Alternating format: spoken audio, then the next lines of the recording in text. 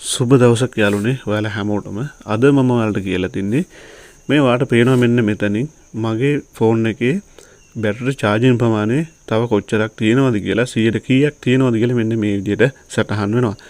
මේ ක්‍රමය ඔයාගේ ෆෝන් එකේ නැත්තම් මෙන්න මේ ක්‍රමය හදාගන්න විදිහ ගැන තමයි අද මම ඔයාලට කියලා දෙන්නේ. වීඩියෝ එකට යන්න කලින් ඔයා තාමත් මගේ YouTube channel එක subscribe කරලා නැත්නම් subscribe කරන්නත් අමතක කරන්න එපා. වීඩියෝ එක හොඳයි කියලා හිතෙනවා නම් like කරන්නත් අමතක කරන්න එපා. අපි එහෙනම් බලමු කොහොමද මේ වැඩේ කරන්න කියලා. ඔයා යන්න මේ විදිහට ඔයාගේ settings app එකට settings app එක ගියාට පස්සේ මේ පල්ලෙහාට එන්න. පල්ලෙහාට ආවට පස්සේ ඔයාලට මෙතනින් බලා ගන්න පුළුවන් බැටරි කියලා තියෙනවා. මෙන්න මේක ටච් කරගන්න.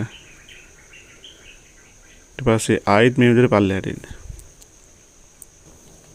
දැන් ඔයාලට මෙතනින් බලා ගන්න පුළුවන් show battery percentage කියලා තියෙනවා. මෙන්න මේ ටික් එක දැන් මගේ දාගෙන තියෙන්නේ. මම මේ ටික් එක ඔයාලට off කරලා පෙන්නන මේ විදිහට. හරි. දැක්ක නේද මෙතනින් මගේ බැටරි ප්‍රමාණය කොච්චරක් තියෙනවද කියන එක මෙතනින් අයින් වුණා. මම ආයෙ මේ ටික් එක මේ විදිහට දාලා පෙන්නනවා ඔයාලට.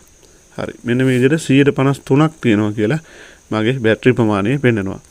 ඉතින් මෙන්න මේ විදිහට මෙන්න මේ ටික් එක දාගත්තාම තමයි යාළුවනේ මගේ ෆෝන් එකේ charging ප්‍රමාණය බලා ගන්න පුළුවන් වෙන්නේ. මම හිතනවා යාළුවනේ වීඩියෝ එක පැහැදිලි ඇති කියලා. මොනවා හරි ගැටලුවක් තියෙනවා නම් කමෙන්ට් කරන්න. වීඩියෝ එක හොඳයි කියලා හිතනවා නම් like කරන්නත් අමතක කරන්න එපා.